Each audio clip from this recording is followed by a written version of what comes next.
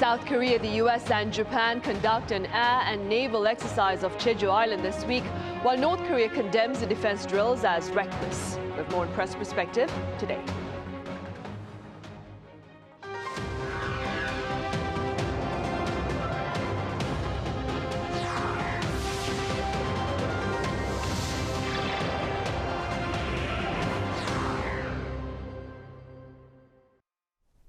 Welcome to Press Perspective. It's Tuesday, September 16th here in Seoul. I'm Min Sunhee.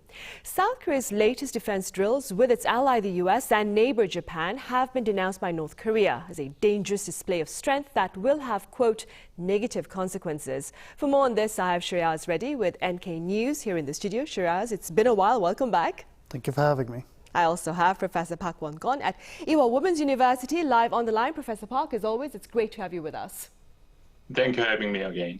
Shreyas, we'll start here in the studio. Let's begin then with details of the two major drills taking place here in South Korea and their significance, of course. So yesterday, the Freedom-Edge trilateral exercises between US, South Korea and Japan, as well as the Iron Mace bilateral exercise between South Korea and the US kicked off. And essentially, these are repetitions of exercises that have been held in the past, but they are significant as these are the first such exercises since President Lee Jae-myung came to power, and also since Donald Trump came to power, essentially. And the Freedom Edge exercise is a multi-domain exercise. It began yesterday and it will last until Friday. And this trilateral exercise taking place off the waters of Jeju Island essentially is designed to respond to North Korea's nuclear and missile threats and strengthen interoperability between the three countries. And it has happened before. It's something that was solidified during the former administrations of President Yoon and President Biden and Prime Minister Kishida, but it is now a regular feature of the trilateral cooperation. This year's exercise will also incorporate a lot of marine and air components and essentially be designed to strengthen the Allies' deterrence on multiple fronts. On the other front, we've got the Iron Mace exercise, which has a more dedicated nuclear deterrence component, and that is essentially designed to strengthen Allied deterrence against North Korean nuclear and missile threats. And this is another exercise that has been held twice before, in 2023 and 2024. But it's, like I said, it's the first time that they're holding this under Lee Jae-myung. We haven't really heard that much in terms of detail so far, but certainly it is the sort of exercise that very much seems designed to strengthen the two countries' nuclear sharing guidelines, as well as enact scenarios designed to deal with North Korean nuclear threats. Right. Professor Park, according to the media here in South Korea, Seoul is seeking to downplay the latest Iron Mace tabletop drill. Could you explain this for us? Okay, as Shreyas already mentioned, Iron Mace is part of a putting last July's ROK-US combined nuclear and conventional operation guideline into action.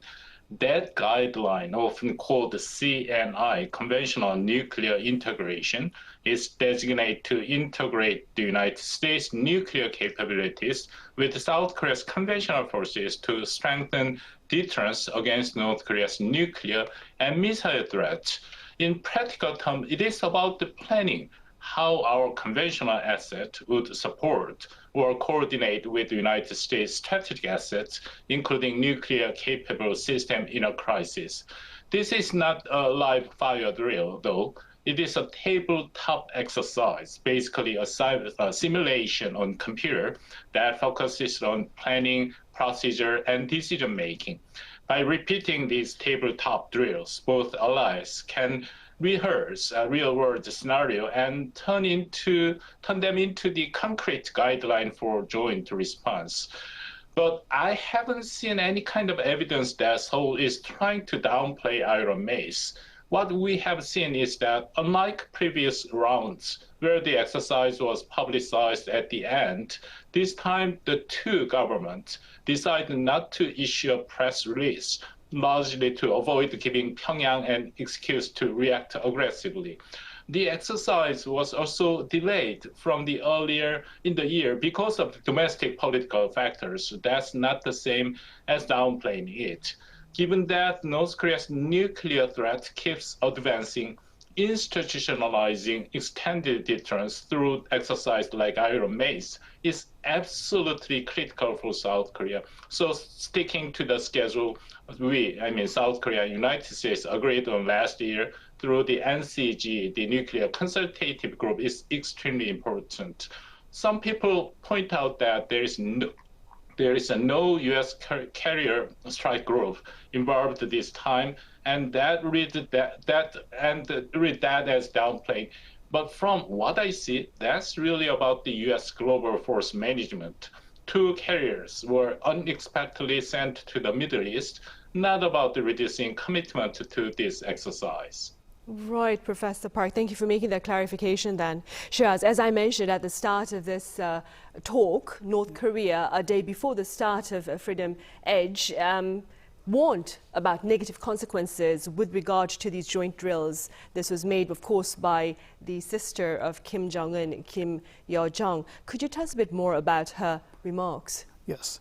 So Kim Yo-jong essentially repeated some of North Korea's frequent criticisms, frequent threats aimed at South Korea and the US, where essentially they look at the joint nuclear guidelines that the US and South Korea have been following, as well as these military exercises, as a nuclear threat essentially to North Korea. And that is the way they've often portrayed these things. How legitimate it is, that's a different matter. But from North Korea's perspective, all these exercises are designed as a direct threat to Pyongyang itself. And so essentially she threatened consequences for this, as she put it, this reckless show of strength from the two sides, and said that it will lead to bad results for the two countries. At the same time, the same day she released her statement, Park Jong-chun, the vice chairman of the ruling party's Central Military Commission, also released a similar statement condemning both Freedom-Edge and Iron Mace. Once again, essentially, in his case, he emphasized the danger posed by Iron Mace, which he portrayed as an undisguised nuclear war rehearsal, which is very standard rhetoric from Pyongyang. This is how they frequently frame all US-led military activities in the region, particularly in conjunction with South Korea and Japan, where they say Washington is essentially the responsible party that is driving up nuclear tensions, driving up regional tensions, and increasing the risk of nuclear war in the region. And so, as is often the case, he went and used this to justify North Korea's own pursuit of nuclear weapons, and said to cope with the US and South Korea's nuclear deterrence, we are going to build up our own deterrent. And once again, that is something that is very typical of North Korea's approach, just to use all these activities to justify its own pursuit of nuclear weapons. Right, and before we delve deeper into North Korea's nuclear ambitions, Professor Park, what potential response do you envision from Pyongyang, given the defense drills currently taking place here in this part of the world?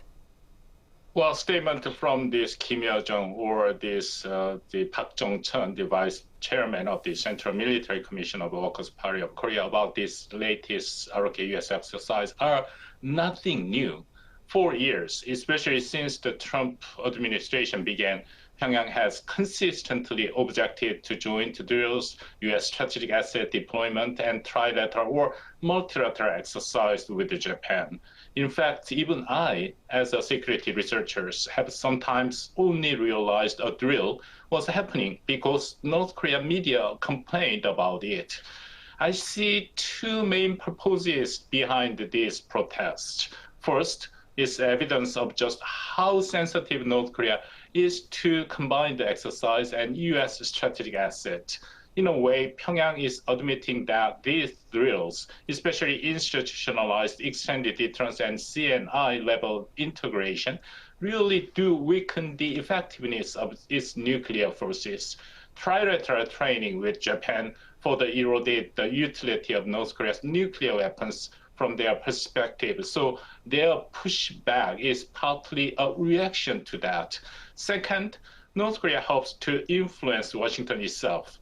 They know that in the past, President Trump voices the skepticism about the cost and value of the large exercise, and that the United States military is increasingly focused on China.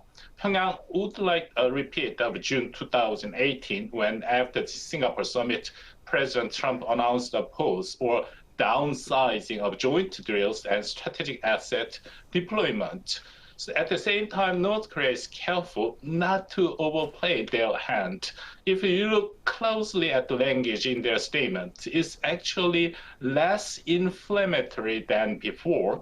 Kim Yo-jong's last line was simply to remind the United States that such action could lead to bad consequences, a far cry from the old threat of punishment, retaliation, or strong countermeasures. Right, definitely something to think about, of course. Shreyas, as you mentioned earlier, North Korea, it has reaffirmed its resolve to advance its nuclear weapons program. Could you tell us a bit more about its latest claim with regard to this ambition?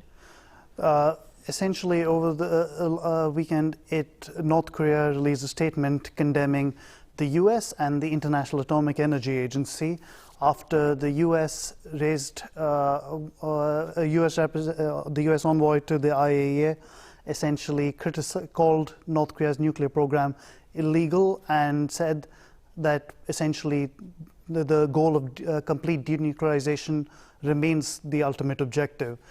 And this is something that North Korea has long objected to, of course, but in this case, very much it took the opportunity to respond to the US as well as the IAEA and labeled Washington's stance on the matter anachronistic, which it has done before, and doubled down on its nuclear ambitions. And at the same time, it also criticized the IAEA, saying that essentially in the past 30 years, North Korea hasn't really engaged with the IAEA, it hasn't dealt with it, so it doesn't see the value of hearing any such criticisms from the IAEA. All of this, of course, is very much typical of North Korea's long-standing approach, even in general, where they have affirmed their nuclear status, but it is something that has been particularly strong since 2022, when Kim Jong-un and North Korea's parliament essentially enshrined in law North Korea's nuclear status and said it is irreversible. And this is something that they have since then consistently doubled down on.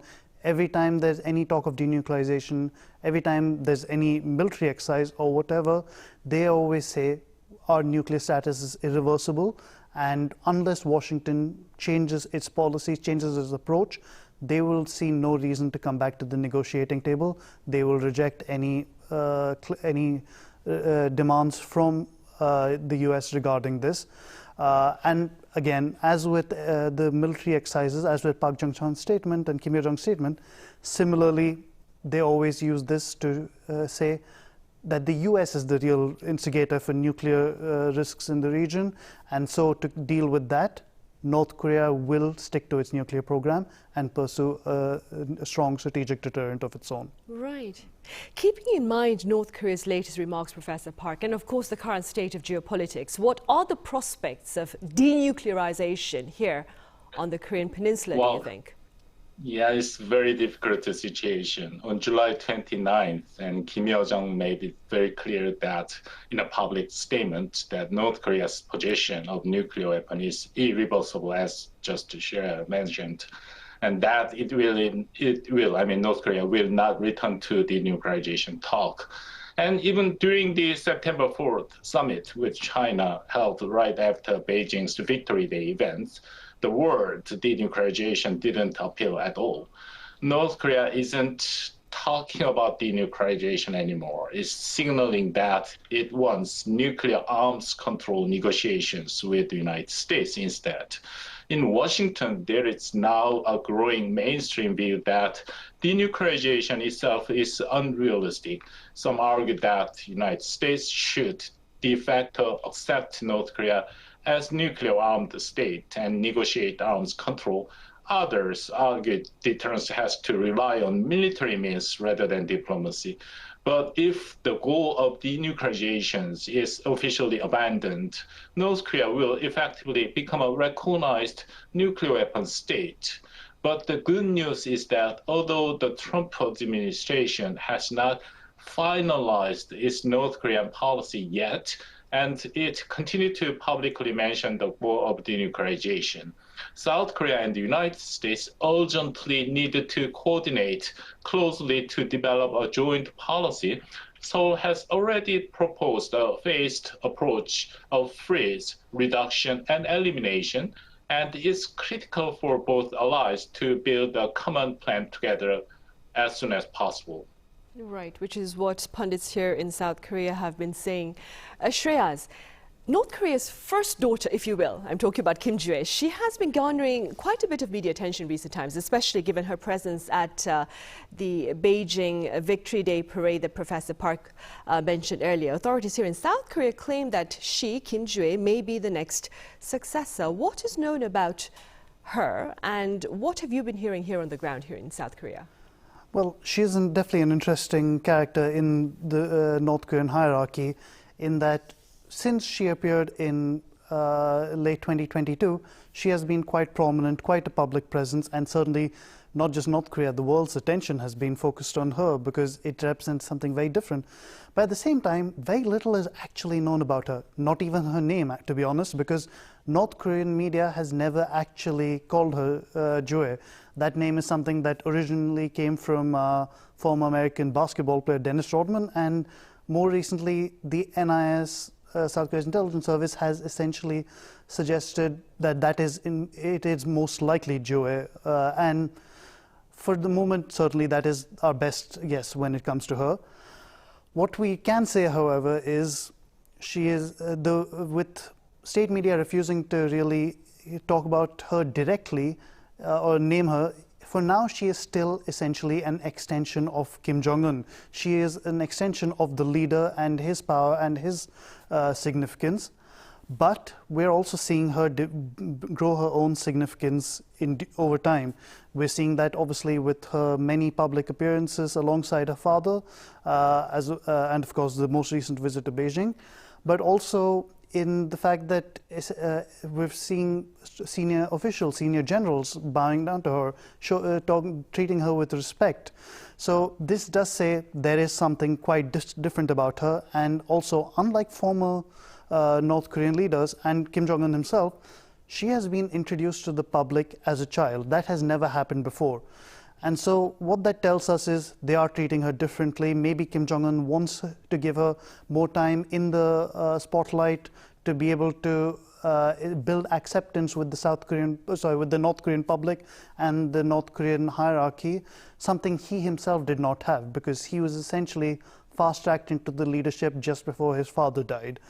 And what we're now seeing is, at the very least, even if we can't say with 100% certainty at this point that she will be the next leader, it's hard to ignore the possibility that she is being positioned as such. And her visit to China certainly builds up that narrative more, because this is someone who managed to go visit China at such a young age, accompany her father, that she essentially took the role in a sense that her mother once did, although unlike her mother, she was not involved in the day-to-day activities as such. But still, it's a significant act in terms of visibility. Right then, Professor Park, speaking as a distinguished scholar here in South Korea with matters regarding North Korea, what are your thoughts about the next leadership of the regime, and how do you explain a presence in China for Beijing's Victory Day parade? Well, it's hard to tell at this very moment, but Kim Joo-ae's recent visit to China looks very much like a diplomatic apprenticeship for a designated successor. When Kim Jong-un was formally welcomed by senior Chinese leader, including Chai Chi, the fifth-ranking member of the Communist Party Secretariat, Kim Joo-ae stood directly behind him, receiving near number 2 protocol treatment abroad. That suggests Pyongyang is actively grooming her in public and foreign soil. That fits a historical pattern too. In 1974, and Kim Jong-il was named successor, and in 1983, his father, Kim Il-sung, took him to meet Deng Xiaoping in Beijing to secure Chinese backing. North Korea may again be seeking Chinese implicit recognition of the fourth hereditary succession, bring Kim Ju-e to Beijing for China's Victory Day celebration functions like a public debut before a key ally. Although only a single scene of Kim Ju-e's China visit was released to the international media, North Korea's own documentary footage show her repeatedly. This is clearly a way for Pyongyang to signal to its own people that a fourth hereditary succession is underway. But this move also carries risk. North Korea has no institutionalized number two position, so introducing a successor early could fear speculation about Kim Jong-un's health or political stability. Inside North Korea, the leadership must also manage to deeply patriarchal political culture that may be reluctant to accept young female leaders. And if Kim Ju-e were to marry outside of Kim family line, it could erode the backpack to mountain narrative that underpins the dynasty's legitimacy. Finally, even if Kim Ju-e is formally designated at her age, she could not rule alone. That raised the possibility of a regency or the dual power structure led by figures like Kim Yo-jong or Choi Ryong-hae. Unlike Kim Jong-il or Kim Jong-un, also Kim Ju-e has no military credentials or long political apprenticeships, which could further complicate regime cohesion. These challenges don't mean Kim Ju-e isn't the fourth generation successor. Rather, they show the kind of the obstacles that North Korea's system would face if it pushed ahead with making her the next hereditary leader. Right, and of course, given those thoughts, that's why there is quite a bit of speculation about her prospects of becoming the next leader. I'm afraid, Professor, that's all the time we have for this session. As always, thank you so much, Professor Park, for your insights today.